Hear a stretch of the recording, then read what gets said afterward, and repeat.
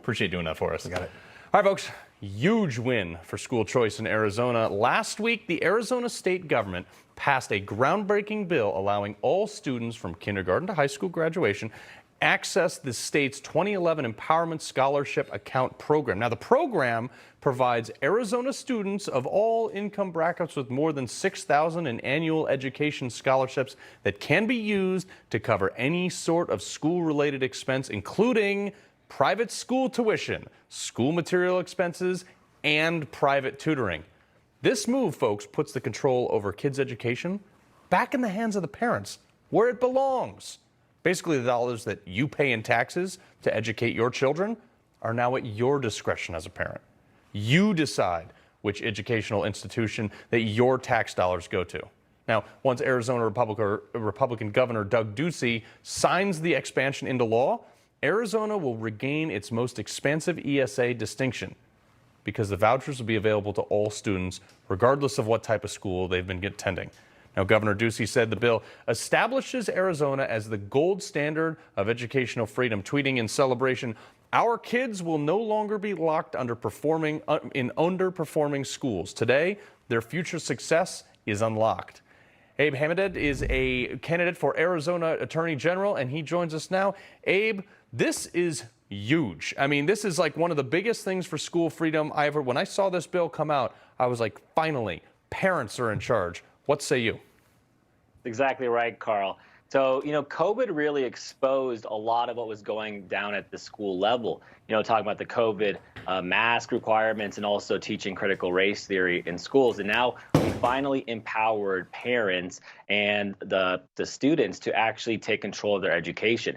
What's also interesting is this is going to benefit minority students the most. Now minority students are not going to be stuck in a failing school system, and it's going to create competition amongst public schools, charter schools, private schools, and religious schools. So this is a huge win, but I really want to set the tone of why this occurred. I mean, we saw these radical school board members trying to impose gender confusion and critical race theory doctrine down our throats. All kinds and what of happened? stuff. The Biden Department of Justice was labeling these parents who spoke out against these critical race theory as domestic terrorists. So that's what was going on. Now Arizona is finally going to be leading the nation on school choice and student empowerment. I think it's awesome. I mean, this is something that, it seems like a no-brainer to me, but Democrats, obviously the school unions, predictably, are not happy about this new legislation. They're arguing that this is like putting the money back in the parents' pockets and it could defund the public school system. I mean, I happen to think that it makes the school system force them to be more competitive, but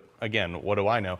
The Arizona Education Association, the largest teacher union in the state, released this statement, writing, "The AEA opposes private school vouchers and tuition tax credits because they divert money from our public schools into private religious schools without any accountability." These people have been largely unaccountable. It's virtually impossible to fire a bad teacher when they are there. They have just run roughshod over the educational curriculum and system, and like you said, calling people like me who dare to speak out against CRT as a domestic terrorist. Could this potentially be the downfall of school unions in Arizona?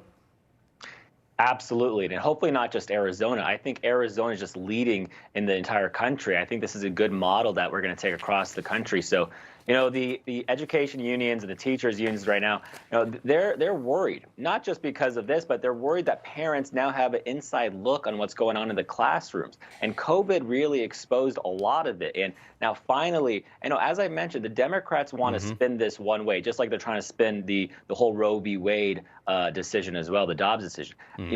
What this is going to do, empower minority students across Arizona and allow parents the control to send their children to a school that's going to be whatever fits their needs. So this is where, we have to stand strong against what the radical left does. They always constantly gaslight us. And, I'm very excited, and I applaud the Arizona legislature and the governor for signing this legislation. Oh, it's huge. Now, you were recently, big news, endorsed by President Trump. How'd that go, and what's been the aftermath of that?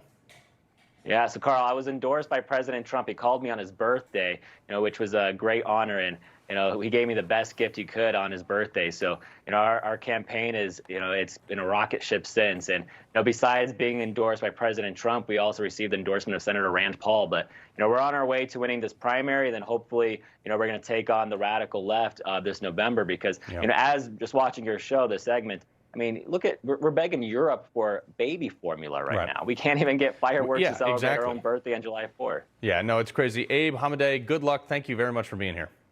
Thanks, Carl. All right, before we go to break.